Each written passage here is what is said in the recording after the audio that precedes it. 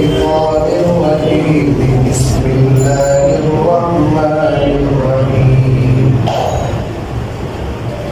الذين آتيناهم الكتاب يعرفونه كما يعرفون أبناءهم وإن فريقا منهم ليكتمون الحق وهم يعلمون الحق من ربك فلا تكونن من الممترين ولكل وجهة هو موليها فاستبقوا الخيرات أينما تكونوا يأت بكم الله جميعا إن الله على كل شيء قدير ومن حيث خرجت فول وجهك شطر المسجد الحرام وإنه للحق من ربك وما الله بغافل عما تعملون ومن حيث خرجت فول وجهك شطر المسجد الحرام وحيث ما كنتم فولوا وجوهكم شطرا لئلا يكون للناس عليكم حجة إلا الذين ظلموا منهم فلا تخشوهم واخشوني ولأتم نعمتي عليكم ولعلكم تهتدون صدق الله العظيم الحمد لله আল্লাহ তাআলার খাস দয়া ও মেহেরবানি থেকে আমাদেরকে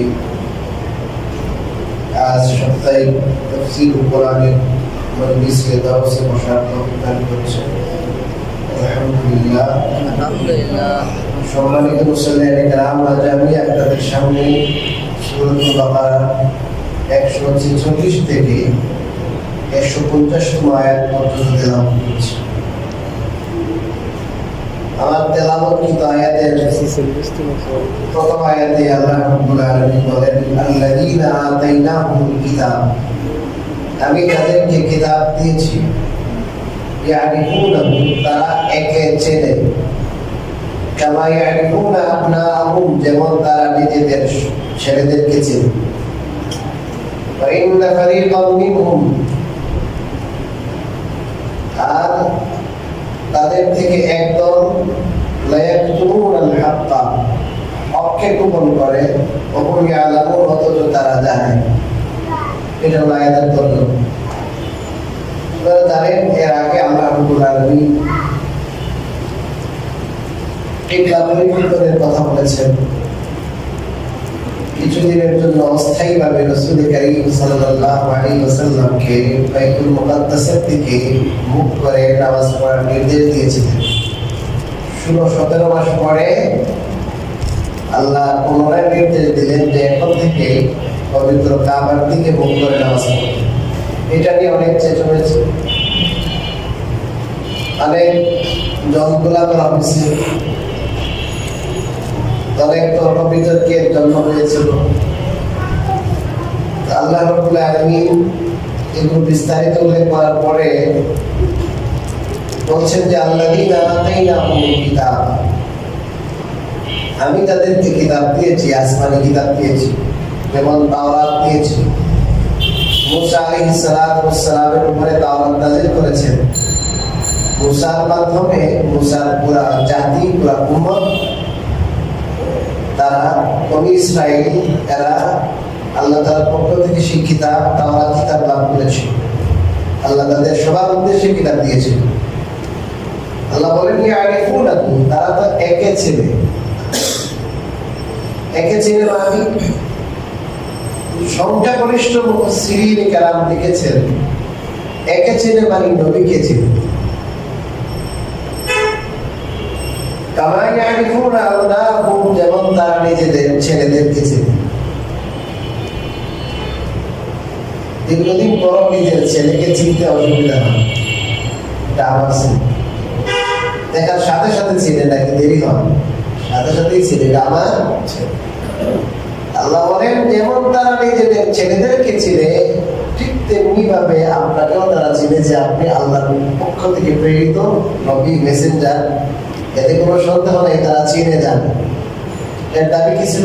এর দাবি ছিল তাহলে আল্লাহ যদি নবী হন, রাসূল হন, তাহলে ইনি এখন এই নির্দেশ দিবেন, উনি যেদিকে নামাজ পড়ছেন এটা তো কি না মন করা, এটা তো আল্লাহর পক্ষ থেকে, তাহলে এখানে তো বিতর্কের কোনো কি নাই, অবকাশ।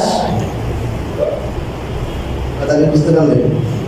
তারা যেমন নিজেদের ছেলেদেরকে চিনে যে ইনি আমার কি ছেলে, এখানে কোনো কি নাই, সন্দেহ নাই, এরকমই তারা সুস্পষ্ট ভাবে তারা জানে, তারা চিনে যে মুহাম্মদুর রাসূলুল্লাহ সাল্লাল্লাহু আলাইহি ওয়াসাল্লাম আল্লাহর পক্ষ থেকে প্রেরিত নবী রাসূল। তারপরও তারা কি করে না, ওনাকে অনেক ক্ষেত্রে মানে না। وَإِنَّ فَرِيقًا مِّنْهُمْ لَيَكْتُمُونَ الْحَقَّ وَهُمْ يَعْلَمُونَ। অথচ তাদের মধ্যে এক দল, সবাই না, হককে তারা গোপন করে। হক গোপন করে কেন? হক জানে না এই জন্য না, জেনে শুনে। ইমামে তাফসীর আল্লামা মুহিউদ্দিন বাগাবী রাহমাতুল্লাহি আলাইহি তার তাফসীরের কিতাব মাআলিমুত তানজিল লিখেছেন। ইমামে কুরতুবী রাহিমাহুল্লাহ তার কিতাব আহকামুল কুরআনে লিখেছেন। হযরত ওমর ইবনে খাত্তাব রাদিয়াল্লাহু তাআলা প্রখ্যাত ইহুদি আলেম, তাওরাতের বড় আলেম ছিলেন। হযরত আব্দুল্লাহ বিন সালাম রাদিয়াল্লাহু তাআলা, তিনি পরবর্তীতে রাসূল কারীম সাল্লাল্লাহু আলাইহি ওয়াসাল্লামের শুভাগমনের পরে ওনার কাছে আসছেন। আসার পরে তাওরাত কিতাবের যে সমস্ত দলিল প্রমাণ লক্ষণাদি বর্ণিত হয়েছে, এগুলো বহু রাসূলুল্লাহ সাল্লাল্লাহু আলাইহি ওয়াসাল্লামের পাওয়ার কারণে তিনি মুসলমান হয়েছিলেন। এই আব্দুল্লাহ বিন সালাম রাদিয়াল্লাহু তাআলা কে ওমর ইবনে খাত্তাব রাদিয়াল্লাহু তাআলা, যেহেতু তিনি ইহুদি পণ্ডিত, তাকে জিজ্ঞেস করলেন, আল্লাহ তো আপনাদের ব্যাপারে বলেছেন আপনারা নাকি নবীকে রাসূলকে আপনাদের ছেলেদের মতো ছিলেন, কেমনে ছিলেন এটা আমার কম। তখন আব্দুল্লাহ বিন সালাম রাদিয়াল্লাহু তাআলা বলেছেন, আরে আমাদের ছেলেদেরকে যেমন চিনি এর চেয়ে বেশি চিনি আমরা রাসূলকে। সুবহানাল্লাহ। কেমনে? আর বেশি কেমনে? আর কঠিন ভাবে কেমনে চিনেন? মহাসত্যবাদী আল্লাহ রাব্বুল আলামিন তিনি তার জমিনে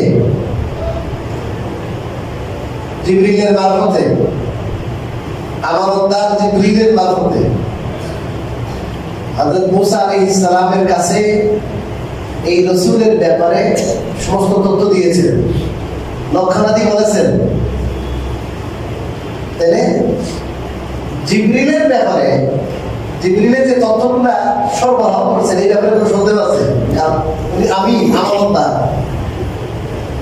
আসমানি ফেরেশতাদের মধ্যে এক নম্বরে। তিনি জমিনে একজন নবী যখন থাকেন, সবচেয়ে শ্রেষ্ঠ মানুষ তিনি হন।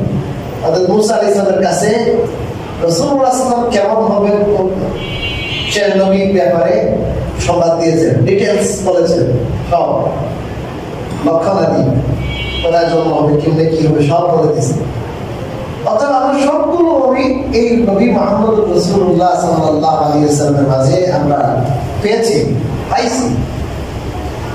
অথচ আমার ছেলেকে তো আমি জানি, চিনি, এটা আমার ছেলে, কিন্তু আল্লাহ না করুক এই ছেলে আমার কিনা আমি তো জানি যে এই আমার এই স্ত্রী করতে কিনা হয়েছে ঠিক, কিন্তু আমার স্ত্রী কোনো খেয়ালত করবো কিনা,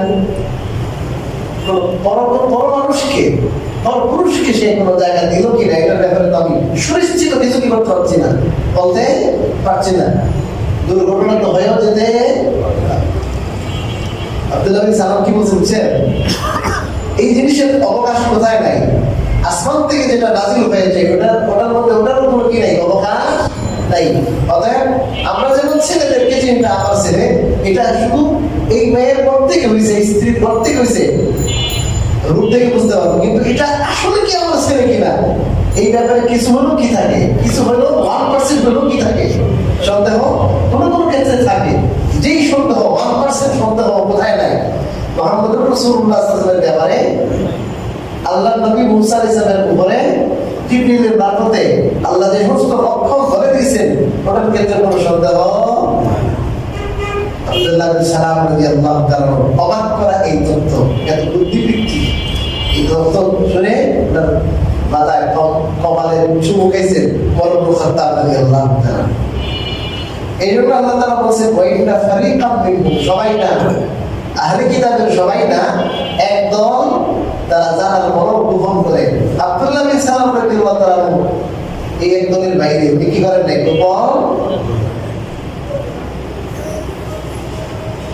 অনেক লম্বা কাহিনী আছে উনি কিভাবে আসলেন আল্লাহ রাসূলের কাছে, আসছেন কিভাবে, সব ডিটেইলস দিয়েছেন। দেওয়ার পরে প্রথম সাক্ষাতে বুঝে গেছে উনি আল্লাহর রাসূল। উনি প্রথম যখন দেখছি এর চেহারা দেখে বুঝছি যে তিনি কোনো মিথ্যাবাদী হতে পারে। এই চেহারা মিথ্যাবাদী না। আব্দুল্লাহ বিন সালামের নামও জানেন না, কিন্তু প্রথম কথা আব্দুল্লাহ বিন সালাম যখন আসছেন, একবার প্রথম কথাই বলেছেন ইয়া আইয়ুহান নাস আফশুস সালাম। ওর নাম আব্দুল্লাহ বিন সালাম, প্রথম কথাই বলেন আফশুস সালাম, তোমরা সালামের প্রচার প্রসার করো। এরপরে বলে আতঈমুত তাআম, সবগুলো মিল দিয়ে নাম সালাম, তোমরা মানুষকে কি খাও, খাবার খাও, জানা আছে জানা অজানা সবাই কি করো। ওয়াসিলুল আরহাম, আর আত্মীয়তার সম্পর্ক বজায় রাখো। বুঝলেন না? 4 নম্বর বলেছেন ওয়াসাল্লু বিল লাইলি ওয়ান নাসু মানাম, নিয়াম ওয়ান নাসু নিয়াম। আর যখন মানুষ ঘুমে থাকবে, নিদ্রায় বিমূঢ় থাকবে, তখন উঠে তোমরা নামাজ পড়ো, তাহাজ্জুদে নামাজ পড়ো।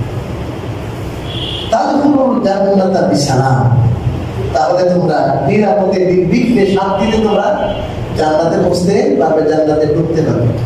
আল্লাহ আব্দুল্লাহ বিন সালাম প্রথম কথা বলছেন আফশুস সালাম, শেষে বলছেন তাদখুলুল জান্নাতা বিসালাম। কথা বলছেন কয় ব্যাপারটা কি, এত সুন্দর কথা। আমার কথার মধ্যে আমার নামের সাথেও কি আছে, মিল আছে। কেউ কেউ আসে আপনার এমন ইহুদি আলেমরা এমন প্রশ্ন করছে, একটু যেটা চেনায় যায়, কথা বলেন না, চেতানোর মতো ব্যবহার করছে। আসমানি কিতাবে আছে এই রসুল চেতবেন না, উনি অত্যন্ত ধৈর্যশীল হবেন। এরা ধৈর্যের কি করতেছিল, পরীক্ষা করতেছিল, যেটা কোনো মানুষের পক্ষে এইরকম মন্দ আচরণে ধৈর্য ধারণ সম্ভব না। এমন পরীক্ষা করে দেখছে যে সব পরীক্ষিত হয়ে গেছে, সব লক্ষ্য পাওয়া গেছে, উনি খুব কঠিন ধৈর্যশীল হবেন, অত্যন্ত ধৈর্যশীল হবেন, তার আচরণ হবে মার্জিত, রাগ করবেন না। এটা বাকি আছে পরীক্ষা, দেখা যায় এই পরীক্ষায় হাস। আমি এখনই বোঝানো হইতেছি,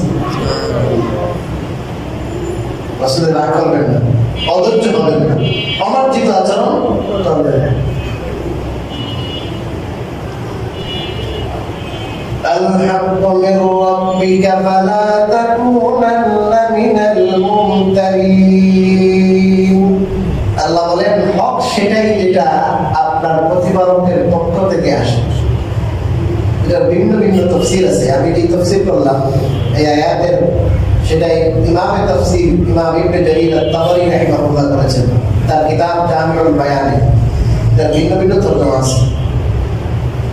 আল হাক্কু মির রাব্বিকা তাফসীরের আলোকে তর্জমা হলো যে হক সেটাই যেটা তার প্রতিপালকের পক্ষ থেকে আসে, অর্থাৎ আল্লাহ রাব্বুল আলামিন আপনার জন্য কিবলা নির্ণয় করে দিয়েছেন, ধারণ করে দিয়েছেন, এই মাধ্যমে এটাই হক। এখন ইহুদিরা কে কি বলবো, সমালোচকরা কে কি বলবো, এদিকে কান দেওয়ার কোনো দরকার নেই। বুঝলেন না? সমালোচক অনেক কথা বলবে, এদেরকে বলতে দেন। আমি আল্লাহ যেটা আপনার উপর নাজিল করবো ওটাই সত্য, ওটাই চির সত্য, ওটাই আসল সত্য, অন্যদিকে কান দেওয়ার কোনো কি নাই।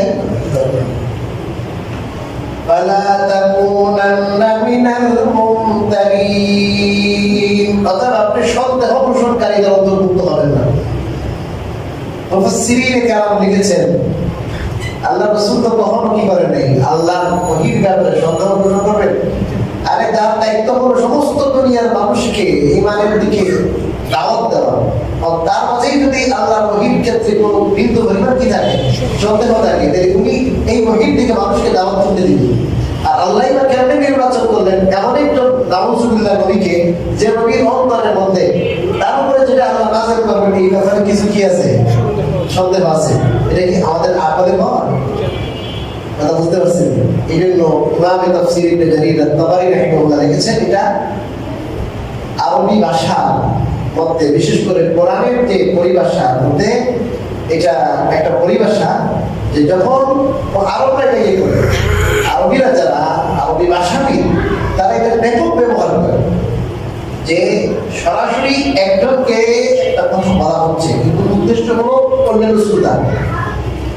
এখানে উম্মাহকে বলার উদ্দেশ্য যে হে মুহাম্মদুর রাসূলুল্লাহ সাল্লাল্লাহু আলাইহি ওয়াসাল্লাম, যাদের সামনে এই কোরআন তেলাওয়াত করা হবে, যারা এই কোরআনের সম্বোধক সকল শ্রোতা ছিলেন সাহাবায়ে কেরাম, এর পরবর্তীতে আমরা এই পর্যন্ত সবাই এই কোরআনের শ্রোতা, আমরা এই কোরআনের শ্রোতা, এই কোরআনের লক্ষ্যবস্তু সম্বোধন আল্লাহ তাআলা আমাদের করেছেন। রাসূল রাসূলকে ডাইরেক্ট করেছেন লা তাকুনান্না, উদ্দেশ্য রাসূল না, উদ্দেশ্য রাসূলের উম্মাহ। অর্থাৎ আপনারা কেউ কি করবেন না, সন্দেহ পোষণ করবেন না, আমার ওহী যেটা ওটাই সত্য। এখানে আমাদের জন্য শিক্ষা হলো কোরআনে কারীমের কোনো নির্দেশনা অথবা হাদিসের মধ্যে কোনো নির্দেশনা যখন আসে, আল্লাহর পক্ষ থেকে কোনো আদেশ বা নিষেধ আছে শরীয়তের বিষয়, শরীয়তের সুসমস্ত বিষয় কোরআনের মাধ্যমে বা হাদিসের মাধ্যমে আসার পরে এখানে কে কি বললো, কোন বিজ্ঞানী কি বললো, কে কি আপত্তি উঠেলো, কোন লেখকে কি বললো, কোন গবেষকে কি বললো, কে কি বললো, এদিকে কোনো তোয়াক্কা করা যাবে না। যখন এটা সাব্যস্ত হয়ে যাবে এটা আল্লাহ বলেছেন, আল্লাহ রাসূল বলেছেন, কোরআনে আছে, হাদিসে আছে, এতে কোনো সন্দেহ থাকতে পারে না কে কি বলবো, এটা জ্ঞান করার কোনো সুযোগই একজন মুসলমান তার ঈমান, তার আকীদা এবং হওয়া চায়। কথা কি বুঝতে পারছেন? হক হলো যেটা কার পক্ষ থেকে আসছে, আল্লাহর পক্ষ থেকে আসছে, অতএব এর বাইরে কোনো হক নেই, আল্লাহর পক্ষ থেকে আসছে। এর বাইরে যদি এটা নিয়ে যদি কেউ বিতর্ক করতে চায়, কেউ সন্দেহের সৃষ্টি করতে চায়, তাইলে এখানে সন্দেহের মধ্যে পড়া ঠিক হবে। মুসলমানদেরকে সান্ত্বনা দিলেন, এখন এরা যে আপনার সমালোচনার ঝড় পেয়েছে, তুফান পেয়েছে, তোমরা এই সমালোচনায় কান দিও না, তোমাদের আল্লাহ আসমান থেকে যেটা নাযিল করেছে ওটাই হক, ওটা নিয়ে তোমরা থাকো। এরপর আল্লাহ বলেন ওয়ালিকুল্লি উইজনাতুন হুয়া ওয়ালিহা ফাস্তাবিকুল খায়রাত, প্রত্যেকেরই একটা দিক আছে, ওয়া ওয়ালিহা যেদিকে সে মুখ করে। অর্থাৎ মুফাসসিরিন কারণ লিখেছেন আব্দুল্লাহ বিন আব্বাস রাদিয়াল্লাহু তাআলা আনহু মতামত উদ্ধৃত করেছেন এখানে বিজহাতুল দিক মানে হলো কিবলা। প্রত্যেক ধর্মের লোকদের জন্য কি আছে, এক একটা কিবলা আছে, যে কিবলার দিকে তারা মুখ করে। অতএব তোমরা হে মুসলিম উম্মাহ, মুহাম্মদুর রাসূলুল্লাহ সাল্লাল্লাহু আলাইহি ওয়াসাল্লাম, তোমাদের জন্য আমি একটা কিবলা নির্ধারণ করে দিলাম, ওইটাই তোমাদের কিবলা। এটা তো কোনো কমন একটা কথা, প্রত্যেক ধর্মের লোকেদের কি ছিল বলেন, একটা কিবলা ছিল। আমি কি করলাম, তোমাদের জন্য পবিত্র কাবাকে কিবলা বানিয়ে দিলাম। অর্থাৎ এই ক্ষেত্রে কোনো দৌড়জাল সৃষ্টি করা, সন্দেহের সৃষ্টি করা, তোমরা সন্দেহের মধ্যে পড়ে যাওয়া উচিত হবে। তাস্তাবিকুল খায়রাত, তোমরা সব কাজে একে অপরের সাথে প্রতিযোগিতা করো, অগ্রগামী হও। কে কার থেকে বেশি কি করতে পারবো, নেক আমল কম্পিটিশন করো। আমি ঠিক করে দিলাম, এবার সবাই নামাজ পড়ো এদিকে ফিরে। অথবা শ্রেষ্ঠ মুফাসসির কোরআন আমাদের উস্তাদ তাফসীর উসমানী ওই কিতাবে লিখেছেন কাবা শরীফের দিকে কিবলা করা এটা তো ফরজ, মানে মুখ করা এটা ফরজ, কিন্তু এটা মুখ্য ইবাদত না। মূল জিনিস হলো নামাজ, দিকটা মুখ্য না। অতএব আল্লাহর প্রত্যেক জাতিরই একটা কি ছিল, আলাদা আলাদা কি ছিল বলেন, কিবলা ছিল, ওই দিকে তারা মুখ করতো। তোমাদের মধ্যে একটা, তোমরাও ওদিকে মুখ করো, এটা মূল কি না সাবজেক্ট, এটা কিন্তু এটা মুখ্য বিষয় নয়, এটা মূল ইবাদত না। মূল ইবাদত হলো সালাত, মূল ইবাদত হলো নামাজ। এই ক্ষেত্রে তোমরা বিতর্ক করার কোন দিকে মুখ করবো, প্রত্যেক জাতির জন্য এক একটা আল্লাহ নির্ধারণ করতেছেন, ওইদিকে তারা মুখ করে তারা নামাজ পড়ছে, তোমাদের জন্য আমি এটা দিলাম। অতএব তোমরা এখন নেক আমলের দিকে বেশি মনোনিবেশ করো, ওই উসিলা যেটা, মাধ্যম যেটা, মুখ্য না যেটা, ওটা নিয়ে বিতর্ক করার কি নাই দরকার। তুমি কথা কি বুঝতে পারলাম? এটা তো মুখ্য না, আল্লাহ সব দিকেই কার, আল্লাহ। কোন কোন মুফাসসিরিন ইকরাম তিনবার ব্যাখ্যা করেছে, কথা কি বোঝা যায়? দ্বিতীয় আরেক ব্যাখ্যা করেছে। প্রত্যেক জাতি তার নিজেরাই কি করে রেখেছে, কিবলা ঠিক করে ফেলেছে, আর তোমাদেরকে আমি নিজে আল্লাহ কিবলা ঠিক করে দিলাম। অনেকের ক্ষেত্রে হয়েছে এরা নিজেরা নিজের মন মতো, খেয়াল মতো, খুশি মতো কিবলা, যেমন আল্লাহ রাব্বুল আলামিন ওহীর মাধ্যমে যখন থেকে কাবাকে কিবলা নির্ধারণ করে দিলেন, এরপর থেকে অন্য কিবলা রহিত হয়ে গেছে। এরপরও তারা কিন্তু আগের কিবলার দিকে এখনো মুখ করে কি করতেছে, নামাজ পড়ছে। এটা সম্পূর্ণ তাদের অন্ধ অনুকরণ, তাদের খেয়াল খুশির দাবিদারি।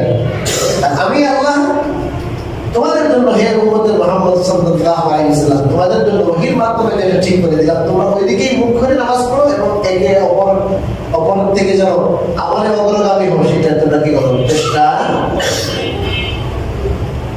আইনামা তাকুনু ইয়াতি বিকুমুল্লাহু জামিআ, আল্লাহ বলেন তোমরা যেখানেই থাকো না কেন, তোমাদের ইয়াতি বিকুমুল্লাহু জামিআ, তোমাদের সবাইকে আল্লাহ নিয়ে আসবে। America, London, France, Germany, Italy, Bangladesh, Bharat, Pakistan, যেখানে থাকো না কেন সবাইকে তো আল্লাহ নিয়ে আসবেন। সবাইকে নিয়ে আসবেন কেন? এত বড় পৃথিবী, হ্যাঁ, পৃথিবীর কোনায় কোনায় কত মানুষ থাকবে, এত অসংখ্য অগণিত মানুষ, এই সবগুলো কি আনাচে কানাচে থেকে আল্লাহ কিভাবে কি করবেন একত্রিত?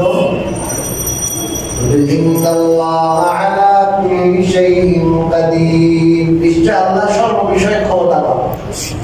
অতএব আল্লাহর জন্য এটা নাথিং ব্যাপার, কোন ব্যাপারই না, কষ্টসাধ্য না, সবকিছু আল্লাহ পারেন, আল্লাহর সাধ্যের ভিতরে আছে সব। অতএব তোমরা যেখানেই থাকো না কেন, যে যেখানে থাকো না কেন, আমি সবগুলো কি করবো, একত্র করবো, আমার কাছে জমা করবো। এরপরে তোমরা কে হকের উপর ছিল, কে হক সামনে পরিস্ফুটিত হওয়ার পর, প্রকাশিত হওয়ার পর হক কি তোমরা দিকে চলছো, হককে মানো নাই। অতএব আমার কাছে একটু ফেসলা হবে, এখন আর বিতর্ক তর্ক করার দরকার নেই, আমি সব ক্লিয়ার করে দিলাম, আমল করতে থাকো। আর সবাইকে কি হয়ে যাবে, সবাইকে কিবলা অনুসারী হয়ে যাবে এরকম না, বাতিল থাকবে, হক থাকবে, আমার কাছে আসার পরে ফেসলা হবে। যে আল্লাহর রাসূলটা কি যখন নামাজে ছিলেন ওই অবস্থায় থেকে আয়াত নাযিল হয়েছে যে কিবলা পরিবর্তন। হ্যাঁ, এটা বলেছিলেন যখন আল্লাহ রাসূল সাল্লাল্লাহু আলাইহি ওয়াসাল্লাম নামাজরত ছিলেন, তখন হঠাৎ করে আপনার নাযিল হয়েছে। নাযিল হওয়ার সময় রাসূলুল্লাহ সাল্লাল্লাহু আলাইহি ওয়াসাল্লাম কিবলাকে চেঞ্জ করছেন, সাহাবায়ে-কেরাম চেঞ্জ করছেন। এটা সহিহ বুখারীতে লম্বা বর্ণনা, এখন সময় শেষ হয়ে যাচ্ছে, অন্য সময় ইনশাআল্লাহ। এটা কিভাবে হলো? মসজিদে কিবলা থাকে আপনারা দেখতে পাবেন, যে ভিজিটে নিয়ে যায় মদিনায়, কিবলা থাকে আল-আকসা মসজিদের দিকে দেখা যায় পিছন দিকে ফিরে নামাজ। হ্যাঁ বিলকুল, এদিক থেকে নামাজ না, মসজিদের পিছন দিকে ফিরে নামাজ। এটা হলো মসজিদে নববী থেকে দক্ষিণ দিকে হলো কাবা শরীফ, আর উত্তর একবার উল্টা দিকে, উত্তর দিকে হলো আপনার মসজিদে আকসা। এখন ইমাম সাহেব যেদিকে ছিলেন একবার সম্পূর্ণ কি হয়েছে, ওইদিকে ঘুরে গেছেন। একবার পিছনের কাতার, যেটা ওই পিছনের কাতার হয়ে গেছে কি কাতার, সামনের কাতার। সামনের কাতার পিছনের কাতার। আপনারা যারা কিবলা থেকে মসজিদে গিয়েছেন, ভিজিট অবশ্যই যারা মসজিদের নবীতে গিয়েছেন, আপনারা ভিজিট করেছেন, ওখানে দেখবেন ওইদিকে কিন্তু এখন আছে, ওই দেওয়াটা আছে, এটা আছে না, মেহরাবের মতো দেয়া আছে। এইটা মসজিদে বনি সালিমা, মসজিদে বনি সালিমা। আচ্ছা, ওটা লম্বা বিষয়, এখন আমাদের শেষ সময় নেই। ومن حيث خرجت فول وجهك شطر المسجد الحرام। আল্লাহ বলেন, আপনি যেদিক থেকেই বের হন না কেন, আপনার মুখে আপনি মসজিদে হারামের দিকে ফেরাবেন, যেদিক থেকে বের হন। وإنه للحق من ربك। আর নিশ্চয় এটাই আপনার প্রতিপালকের পক্ষ থেকে হক, অন্য কিছু না, এটাই হক। আল্লাহু আল্লাহ নয়, বিগাফিল আল্লাহ নয়, বিগাফিল উদাসীন আম্মা তা'মালুন, তোমরা যা কিছু করছো। অর্থাৎ তোমরা যা কিছু করছো, যে বিতর্ক করছো অথবা যে সমস্ত কাজ কর্ম তোমরা করছো, এগুলো কোনো কিছু থেকেই আল্লাহ উদাসীন না, সব কিছুর ব্যাপারে আল্লাহর খবর আছে, সদা দৃষ্টি আছে। অতএব সাবধান। তারপরে আবারও আগের কথার পুনরাবৃত্তি করছেন। আমি হাইসু খারাজতুজি বলছিলেন, এই কথার পুনরাবৃত্তি করছেন। ওয়াহাইসু মা কুনতুম, আপনারা যেখানেই থাকো না কেন, ফাওয়াল্লু উজুহাকুম শাতরা, তোমরা তোমাদের চেহারাকে শাতরাহু, মসজিদে হারামের দিকে ফেরাও। লিআল্লা ইয়াকুনা লিন-নাসি আলাইকুম হুজ্জা, যাতে করে মানুষের জন্য তোমাদের বিরুদ্ধে কোনো দলিল কায়েম করার, প্রমাণ দান করার কোনো সুযোগ না থাকে। এই আয়াতের অর্থ কি? আল্লাহ রাব্বুল আলামিন তৃতীয়বার বললেন, তোমরা যেখানেই থাকো না কেন মসজিদে হারামের দিকে তোমাদের চেহারা করো, যাতে করে যারা ইহুদি আছে, আহলে কিতাব আছে, অথবা অন্য সম্প্রদায়ের লোক আছে, তারা তোমাদের বিরুদ্ধে কোনো দলিল কায়েম করতে না পারে, কোনো প্রমাণ কায়েম করতে না পারে। অর্থাৎ যে আমরা তো আমাদের কিতাবে পাইলাম যে এই নবী এবং তার উম্মতেরা কাবা শরীফের দিকে নামাজ পড়ে, এবং এরা দিকে নামাজ পড়ে মসজিদে আকসার দিকে। তাহলে আমরা কিতাবে পাইলাম একটা, এরা করে আরেকটা, কিন্তু এরা কিনা আসল কিনা, আসল কি তো মুসলমান না। কথা বলছেন? এই বিতর্ক যেন তারা করতে না পারে, কোনো দলিলবাজি যেন করতে না পারে। এই জন্য কি করো, তোমরা কাবা শরীফের দিকে, মসজিদে হারামের দিকে নামাজ পড়ে নামাজ পড়ো।